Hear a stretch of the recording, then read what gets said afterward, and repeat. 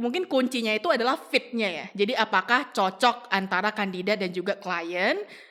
Biasanya kalau ada kecocokan ya kemungkinan untuk mendapatkan pekerjaan itu menjadi lebih tinggi. Di pengalaman yang gue tahu adalah kalau perusahaan di Jepang mereka itu tend to avoid orang-orang yang suka pindah-pindah pekerjaan.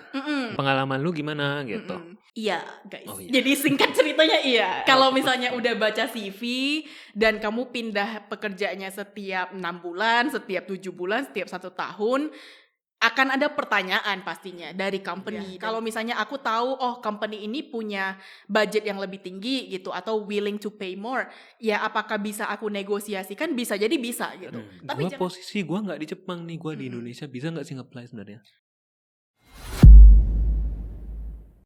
Oke guys, hari ini Shirley datang lagi. Jadi kali ini mau bahas topik khusus di kerjaannya Shirley sebagai headhunter gitu kan. Bisa nggak ceritain lu headhunter itu headhunter di bagian apa lah, kemudian cari orang-orang seperti apa, ceritain dikit dong gitu. Oke, boleh. Jadi hai guys, perkenalkan diri dikit lagi gitu ya. Nama aku Shirley, dulu lulus S1-nya di Jepang, kemudian setelah lulus menjadi IT recruitment consultant. Jadi memang jadi konsultan recruitment tapi specialization-nya itu di bagian IT. Jadi saat ini nge-handle klien dan juga kandidat. Jadi buat yang lagi nyari kerja, buat nyari kerja yang IT gitu ya, IT. Boleh banget. Gitu. Nanti kita cantumin LinkedIn-nya gitu ya. Gitu ya. Langsung kontak gitu kan. Motivasi lu kok akhirnya lu mau jadi headhunter gitu, jadi recruiter gitu, kenapa sih gitu? Jadi ini jujur banget ya, jadi aku bukan yang kayak suatu hari bangun langsung kayak mimpiku menjadi headhunter itu enggak gitu ya. Tapi lebih yang kayak saat itu lagi milih-milih optionnya mau kemana nih setelah lulus, dan saat itu memang dikontak salah satu alumni untuk mau nggak cobain jadi recruiter atau headhunter, coba apply ke pekerjaannya gitu. Dan aku lihat memang ada elemen-elemen dari pekerjaan recruiter yang aku suka. Contohnya bisa berinteraksi dengan banyak orang gitu, karena orangnya cukup ekstrovert. Jadi ya harus berinteraksi dengan orang.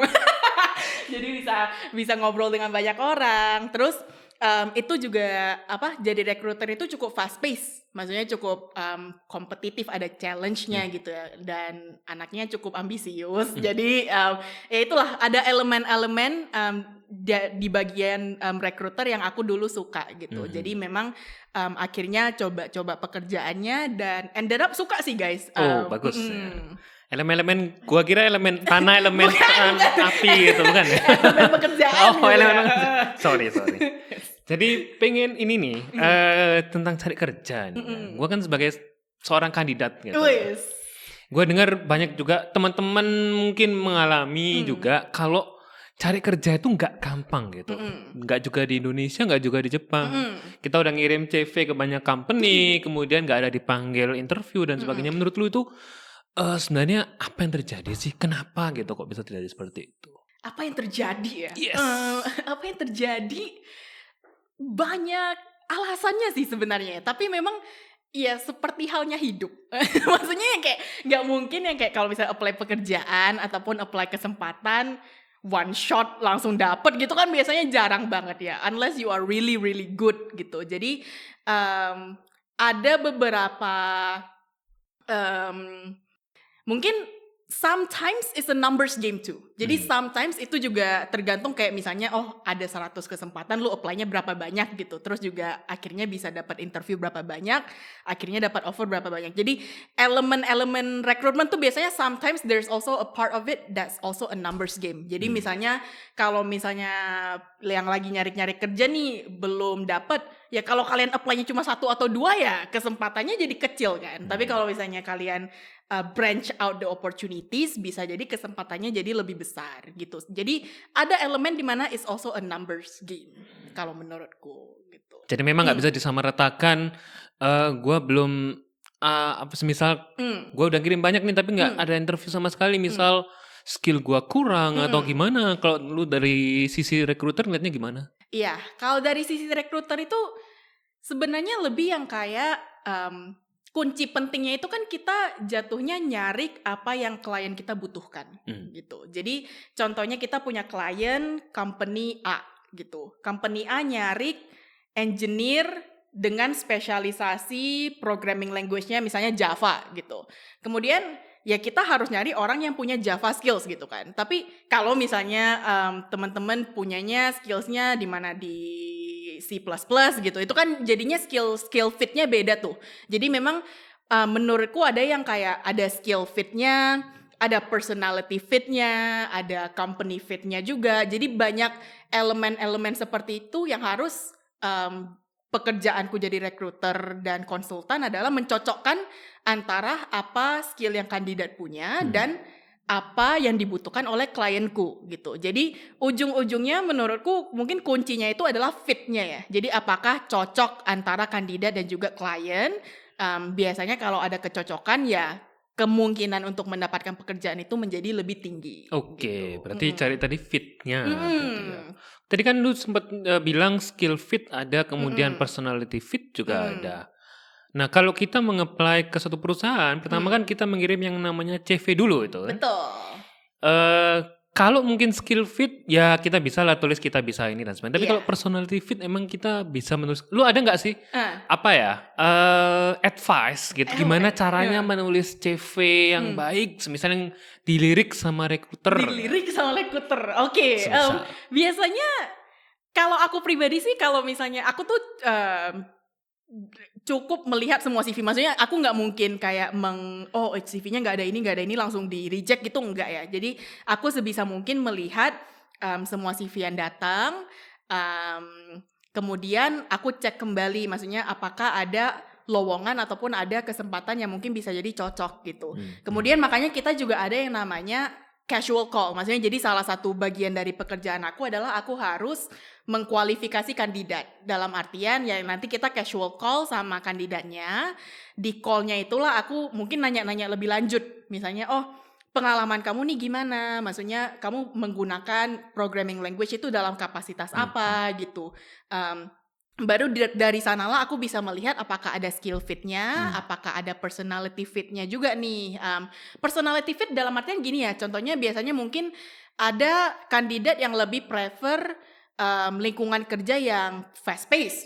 Ada yang suka kerja di startup. Not everybody likes to work at a startup gitu kan. Jadi di casual call itu biasa aku juga mulai nanya, maksudnya kayak kamu emang sukanya kerjanya seperti apa gitu, apakah ada yang mau remote work, ada yang is okay with in person gitu. Jadi kembali lagi apakah ada kecocokan di antara preferensi kandidat dengan apa yang klienku butuhkan gitu.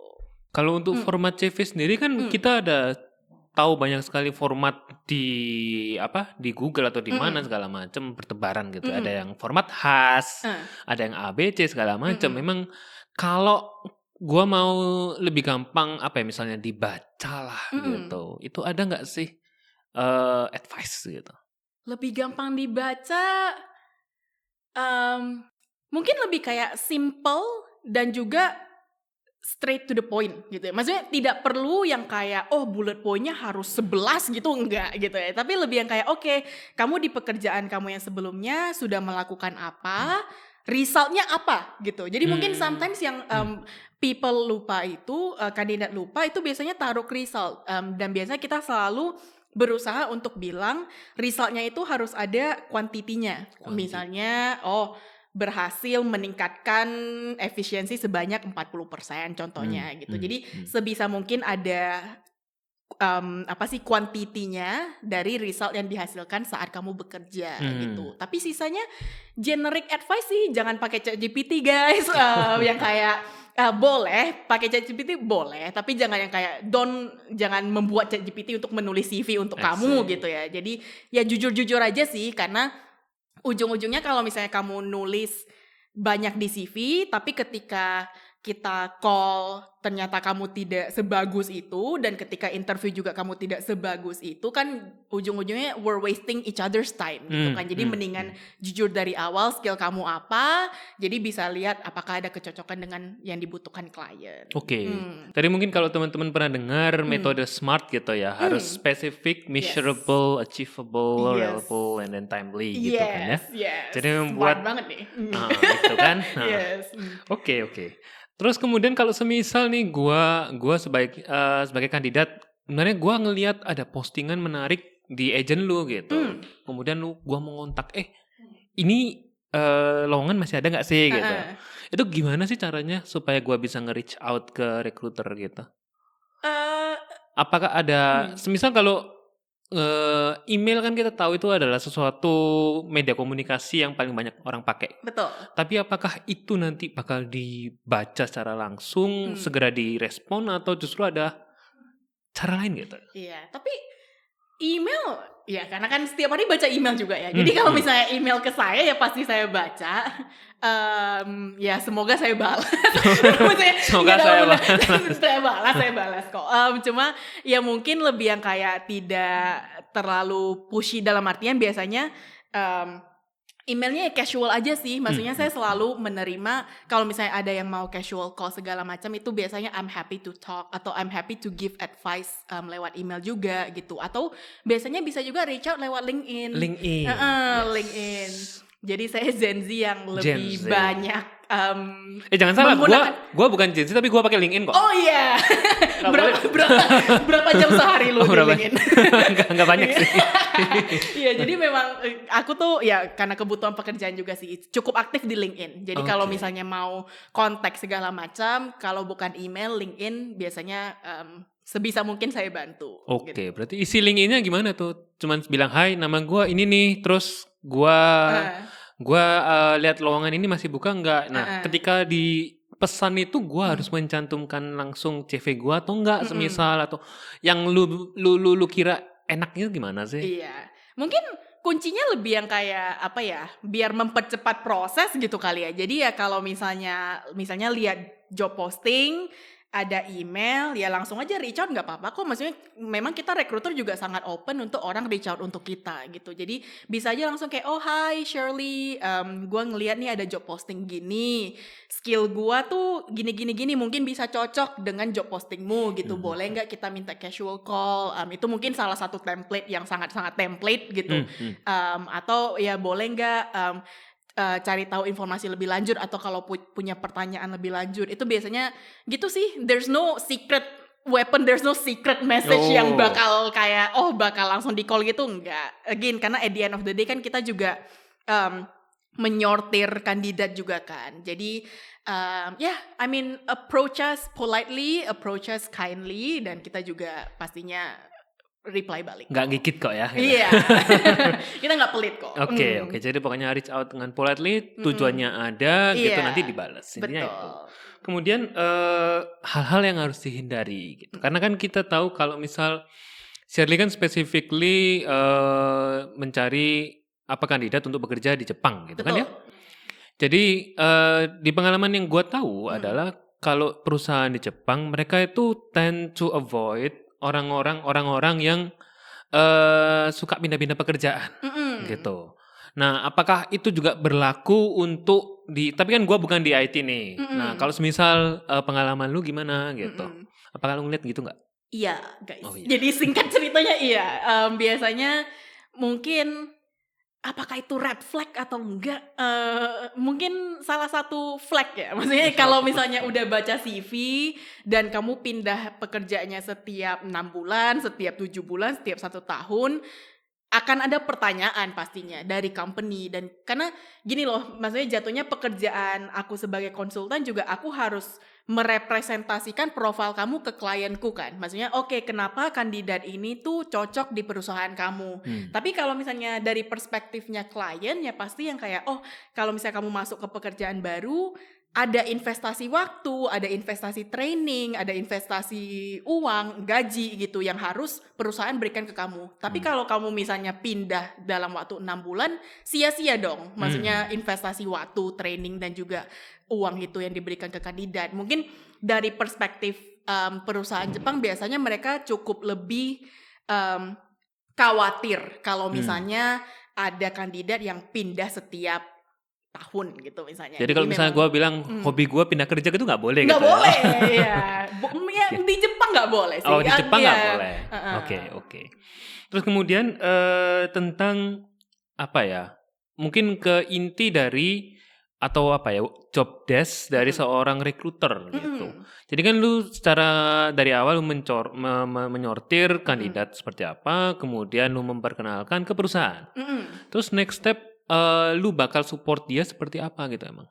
Boleh. Jadi mungkin aku ceritain sedikit ya. Mungkin dari awal itu gimana prosesnya sampai akhir dalam ruang lingkup pekerjaanku. Jadi dari awal misalnya kita mulai kandidat datang ke kita ataupun kita yang approach kandidat. Jadi ada beberapa kandidat yang mungkin aku juga headhunt gitu. Aku reach out, kemudian kita casual call apakah tertarik dengan pindah pekerjaan ataupun dengan perusahaan. Kemudian kita kita mulai proses aplikasi ke perusahaannya. Kalau misalnya perusahaannya juga suka, itu biasanya akan ada interview proses. 2-3 kali biasanya di Jepang itu 3 kali interview. Kalau misalnya engineering roles ada juga coding test terkadang. Terus setelah 3 kali interview bisa jadi ada job offer ataupun tidak gitu. Jadi secara general itu step by stepnya. Kalau ditanya ruang lingkup pekerjaan aku di mana, biasanya kita akan selalu mensupport kandidat sih. Jadi dalam artian dari proses CV-nya bisa kita ubah atau tidak, dari proses interviewnya nih bagaimana cara menjawab yang baik, atau bisa jadi kita juga kasih kisi-kisi pertanyaan nih, misalnya karena kan kita sudah mengirimkan banyak kandidat ke company A gitu misalnya. Jadi kita udah tahu biasanya di first second interview tuh bakal ditanya pertanyaan seperti apa, kita udah tahu gitu. Jadi kita bisa mempersiapkan kandidat agar bisa mempresentasikan dirinya dengan baik gitu. Kemudian ya nanti kalau misalnya ada job offer, ya kita jatuhnya seperti konsultan lah. Kita memberikan advice kita bagaimana offer dari company A ini baik atau tidak, atau misalnya kamu punya offer lain, kira-kira pertimbangannya seperti apa gitu. Memang kalau offer gaji ya, kita ngomong gaji di Jepang itu negotiable atau enggak sih sebenarnya? Gaji di Jepang itu ini makanya pentingnya biasanya di casual call-nya ya. Teman-teman juga ya. Jadi mungkin biasanya ada beberapa orang yang mungkin cukup unrealistic. Dalam artian gini, misalnya ya kita ngomongnya realistis aja lah. Kalau misalnya fresh grad tapi minta gaji 10M Japanese yen per tahun, itu kan tidak realistis. Karena biasanya mungkin range gaji fresh grad itu di sekitar 5 atau 6 atau 4 atau 5 atau 6 Japanese yen per tahun. Kita ngomongnya dalam per tahun ya gitu ya. Jadi mungkin dalam casual call biasanya salah satu pertanyaannya aku tanya juga, kira-kira ideal salary-nya berapa gitu. Jadi mungkin dari sana ya to save everyone's time gitu ya, jujur-jujuran aja gitu ya. Makanya kita juga kalau sebagai recruiter, kalau ditanyain gaji ya jangan bohong-bohong gitu. Jangan kalau misalnya udah kita proses panjang, terus tiba-tiba offernya tidak sesuai dengan ideal gajinya, nanti kan ujung-ujungnya kita menghabiskan waktu sesama gitu. Maksudnya kandidatnya juga capek interview, akunya juga capek udah berproses panjang gitu. Jadi biasanya aku lebih kayak ya udah dari casual call kita tetapkan nih kira-kira kamu nyarinya apa. Ini yang ada di market loh. Maksudnya apakah permintaan kamu realistis atau enggak gitu. Jadi disinilah role aku dibutuhkan gitu. Kalau semisal memang dari perusahaan memberikan budget antara semisal ya 7 sampai 8. Tapi you know that this candidate is really good. This mungkin enggak juga dari skill tapi juga personality gitu. Bisa nggak lu sebagai seorang recruiter nge-push perusahaan ini bagus loh. Dan dia lu harusnya kalau dia 9 pun oke, misal seperti gitu. Bisa gak sih? Kalau tanya bisa atau enggak, sebenarnya Ini bisa-bisa aja dalam artian gini ya, maksudnya harus ada selling point-nya. Maksudnya kita kan bekerja sama. Jadi dalam artian ya aku juga mengadvokasi untuk kandidatku, tapi aku juga mempertimbangkan klienku gitu ya. Jadi lebih yang kayak kalau misalnya ini ada kandidat bagus banget gitu, dan apakah company itu willing untuk menaikkan gaji dalam again case by case gitu ya. Kalau misalnya aku tahu company ini punya budget yang lebih tinggi gitu atau willing to pay more, ya apakah bisa aku negosiasikan? Bisa jadi bisa gitu. Tapi jangan datang ke aku terus kayak semuanya guys mau minta gaji tinggi itu jangan ya guys ya. Jadi lebih kayak ya realistis aja Mungkin lah. orang-orang wah ini orang ini harus 10M semua gitu enggak. Tapi lebih kayak ya mungkin kata kuncinya selling point-nya apa dan pertimbangannya apa. Karena biasanya gini juga the opposite also is true. Misalnya gini, ada kandidat yang mungkin rela turun gaji juga. Dalam kasus seperti apa? Contohnya, ada yang mau aku pengennya fully remote opportunities. Tapi misalnya gajiku sekarang 10M, aku rela nih turun sampai 7M kalau misalnya ada yang fully remote opportunities. Jadi beberapa kandidat ada tuh yang pertimbangannya seperti itu gitu. Jadi menarik ya. makanya again di pekerjaanku yang kita again mencocokkan antara kira-kira preferensinya kandidat apa, yang dibutuhkan klien kita apa gitu. Jadi tetap fit dan case by case tadi betul, itu ya. Kan lu mencari seorang kandidat untuk perusahaan Jepang dan posisinya di Jepang gitu. Betul. Kalau semisal gue sebagai kandidat, posisi gue nggak di Jepang nih, gue di Indonesia, bisa nggak sih nge-apply sebenarnya? Bisa. Jadi memang ada beberapa company yang bisa menawarkan visa sponsorship. Dalam artian biasanya ya mungkin prioritasnya mereka akan mencari orang yang sudah di Jepang dulu gitu ya. Jadi mungkin ketika ada skill ataupun ketika ada spesifik teknologi yang mereka nggak bisa dapatkan lagi di Jepang, mereka biasanya akan lebih fleksibel untuk membuka bagi orang internasional untuk apply ke Jepang. Dan itu prosesnya sulit atau sama saja seperti kalau lu nge-apply dari di Jepang juga? Sebenarnya prosesnya secara proses sama, tapi kemudian again yang mungkin yang harus di-highlight adalah prioritinya kan. Jadi kayak kalau misalnya sudah ada orang di Jepang dan kemudian orang di Jepangnya juga bagus dan juga ada kecocokannya, ya mungkin mereka akan memprioritaskan orang yang sudah ada di Jepang. Karena kalau misalnya kamu dari luar kan akan ada extra steps itu loh, ya visa sponsorship-nya itu yang harus dilakukan oleh company gitu. Jadi biasanya akan lebih mudah untuk orang yang sudah di Jepang, tapi bukan berarti kamu ketika berada di luar Jepang tidak ada chance-nya. Ada kok chance-nya. Kalau gitu advice nih buat teman-teman yang tertarik buat kerja di Jepang, perusahaan Jepang gitu. Emang kandidat yang gimana sih yang dicari sama perusahaan Jepang di sini gitu? Iya, yang pasti ya kembali lagi ya, maksudnya kata kuncinya itu fit kan, cocoknya ya. Jadi apakah teknologi yang dibutuhkan ada, maksudnya ketika kamu engineer, apakah teknologi yang kamu gunakan sama yang company perlukan itu sama, kemudian apakah kamu willing untuk pindah ke Jepang, not everybody wants to be in Japan gitu misalnya, atau dan juga mungkin ya secara gaji juga dan segala macam. Jadi mungkin kembali lagi kata kuncinya adalah fit. Kata kuncinya adalah apakah kamu cocok nih dengan apa yang dibutuhkan oleh klien. Dan ya at the end of the day mungkin kembali lagi sometimes it's also a numbers game. Jadi kalau misalnya punya teman-teman ada ingin berkesempatan bisa kerja di Jepang, ya apply sebanyak-banyaknya, daftar, talk to recruiters is actually very helpful untuk bisa tahu marketnya di Jepang gimana, dan never give up, and then hopefully you'll get a chance. Satu pertanyaan terakhir. Iya. Kan di IT sebenarnya kita lebih banyak ngobrol dengan komputer dibandingkan sama manusia mungkin ya. Gue nggak tahu karena gue bukan IT. Gitu. Yang mau gue tanyain adalah kemampuan bahasa Jepang. Kalaupun misal lu kerja di bagian IT di Jepang, itu sepenting apakah dibutuhkan? Kalau ditanya penting atau enggak, ya pastinya penting ya. Maksudnya karena kan kita bekerja di Jepang dan orang Jepang berbahasa Jepang. Jadi secara logika, apakah penting atau tidak ya pasti penting. Cuma mungkin salah satu yang bisa aku highlight adalah company Jepang ini semakin tahun semakin internasional. Karena juga secara angka sudah banyak sekali international engineers yang berada di Jepang. Jadi biasanya banyak sekali efforts dari company untuk internationalize the company. Contohnya menggunakan bahasa Inggris hanya di bagian engineering timnya. Jadi banyak banget juga company contohnya yang kayak engineering timnya bahasa Inggris, sisanya bahasa Jepang gitu. Jadi ya mungkin di engineeringnya pasti ada 1-2 orang yang bisa bilingual Inggris Jepang.